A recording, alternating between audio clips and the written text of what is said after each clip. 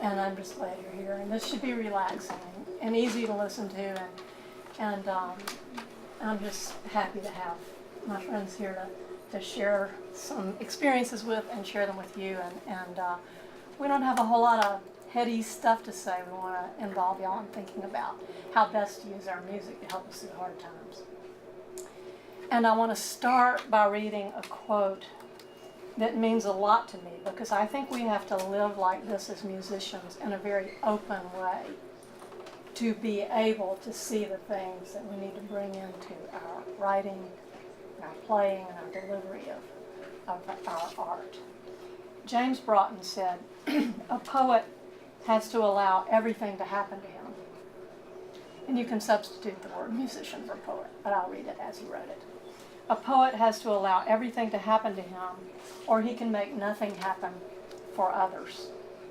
A poet has to let go in order to hold on.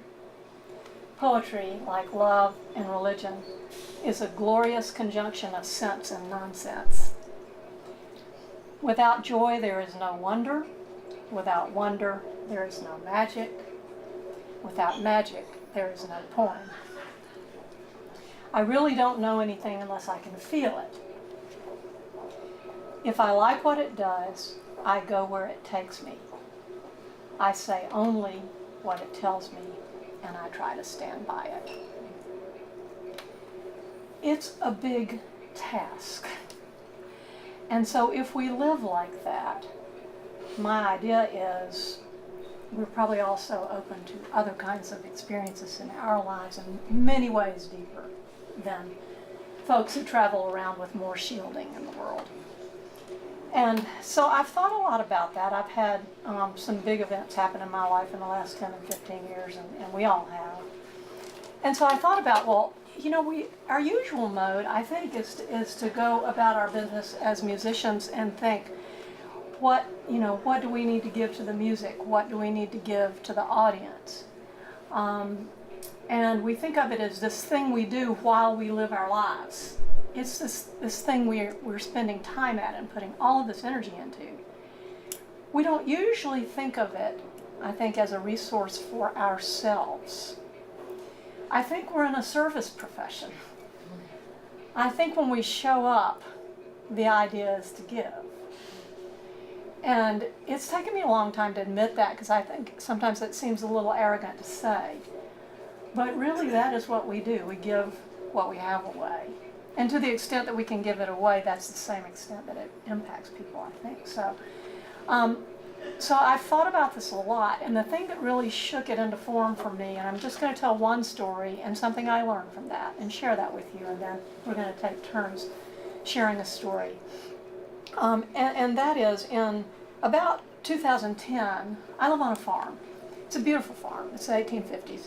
Has an old log barn, and I was driving past the log barn on my way to Nashville, and I looked down at the barn and I thought, that barn just represents something I can depend on. It's solid, it's been there for 100 years, and thank God for that barn. And I know a lot of the history of the farm because I knew the family that lived there. And I thought of this Zen proverb, and the Zen proverb goes, if your building burns down, rejoice. There's just more room to see the stars. Now I thought, why am I thinking of that proverb with my barn? It's not going anywhere. And I wrote the song on the way to Nashville. I was in the middle of producing an album, and the Whites sang it on my album and did a wonderful job. It's called This Side of Heaven. On April 25th, 2011, that album was released. On April 26, 2011, the biggest tornado to ever hit Georgia hit. That's the tornado that started in Mississippi, went through Alabama, Georgia, North Carolina, some of Tennessee, and even Virginia. It killed 460 people, and my farm and my neighbors, we were ground zero in Georgia. So I made my way down to the farm. I was in Chattanooga when it hit, or I would have been killed. But I got to the farm, and the trees were piled everywhere. I lost 7,000 trees. All my fences were down, all my barns. The house had been picked up and turned on its axis, And an oak tree planted by the family to give shade 150 years ago broke in half, bless its heart, fell on the house, so the house didn't go to Tennessee. And I made my way into the house. The roof was down, the porch was off. There was underwear from Alabama and phone books from Mississippi, and you just can't imagine all this stuff. And about an hour later, my daughter arrived. Now, she's 16 years old, and she's tall, and she's strapping strong, and she is solid as rock, thinks her mission is to help me do better in life. So she's come up from Decatur, Georgia, in her ROTC fatigues, because she's going to help. And she gets to the door, and she opens the screen door. It takes her about an hour to go the last 60 yards. You had to climb through power lines and everything. And she's standing there, and she turns white. I've never seen this child in shock. And this big tear comes in her eye, and it doesn't really go anywhere. And I'm 10 feet away, and I, instinctively as mom stood up and started to walk toward her. But in my head, I was like, I'm in shock myself, and what in the world can I say to my daughter at a time like this? I thought, I have no clue for the first time in my life as a mother what I'm going to say. And she's come up here to rescue me, that's clear. And in those 8 steps, I thought of the song, This Side of Heaven, that had come out the day before. And as I got there and gave her a hug, I said, sweetie, we just need to concentrate on the view. That then became my mantra for getting through the next. It's taken 9 years to recover. I still have debris piles, and I'm kicking up strange things in the dirt. And so that song, in a strange way, gave back to me. And I thought about, why don't I let that happen more often? And why does it take a tornado? Wouldn't it be nice if we could figure things out in our little limping through life without a tornado or some other kind of critical come to Jesus moment?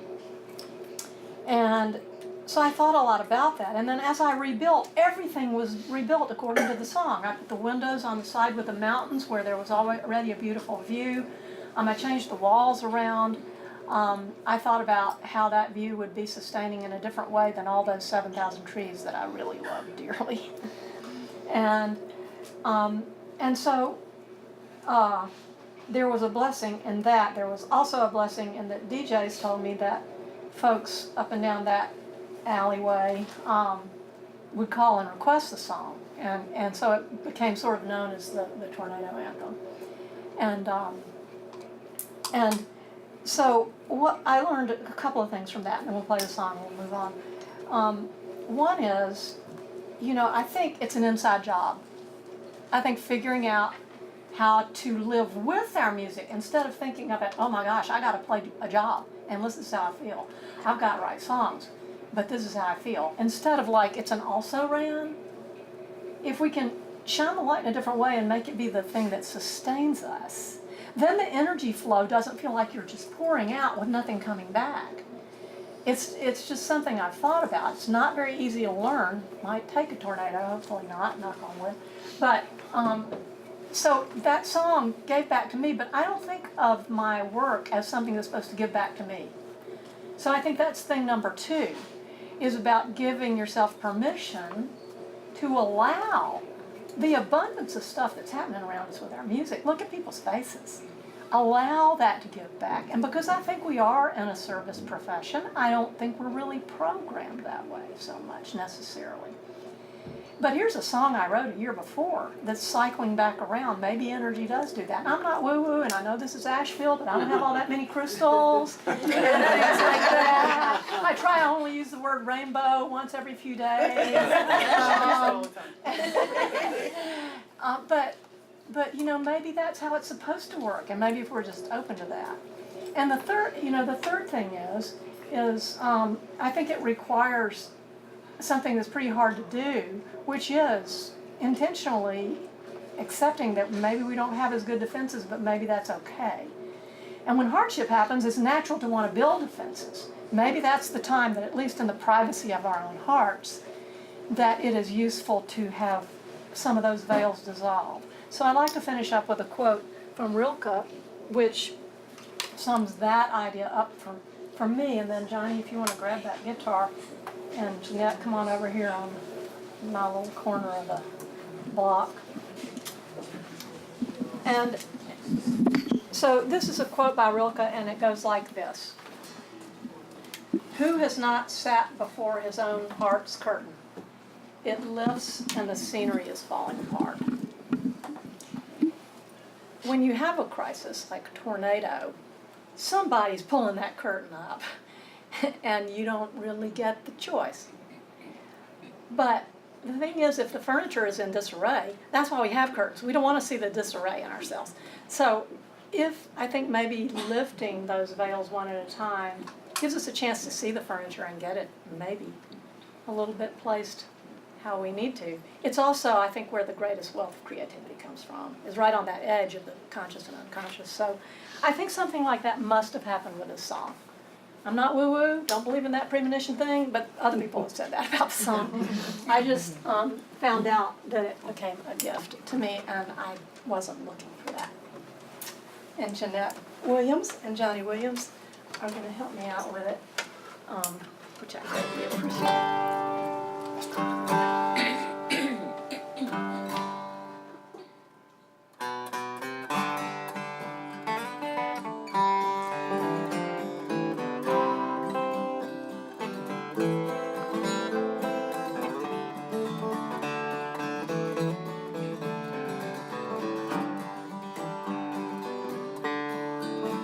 He was a poor man from the country. He built his barn with his own hands. 40 years he made a living from the land. Then one day the storm rolled in and lightning hit the ground. He fought back tears as his building was burning down. Fell to his knees and prayed to heaven, Lord, don't take my barn away. I am just a simple man, a man of faith. When the storm clouds finally parted and seas are shut out the hard times, there's no miracle for me to do. This side of heaven there is heartache. This side of heaven there is pain. Sometimes you just can't see the rainbow for the rain.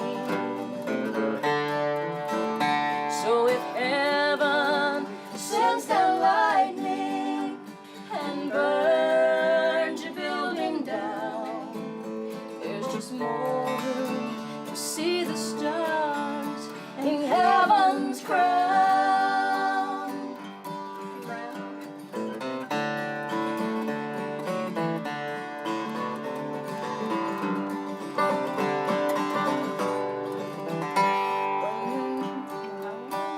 One by one, he raised the timbers, he raised that barn again. This time across where the weather vane once had been. Now in the evening, you'll see him standing as daylight slowly fades before the crown of stars up in the sky. This side of heaven there is heartache. This side of heaven there is pain. Sometimes you just can't see the rainbow for the rain. So if heaven sends down lightning and burns your building down, there's just more room to see the stars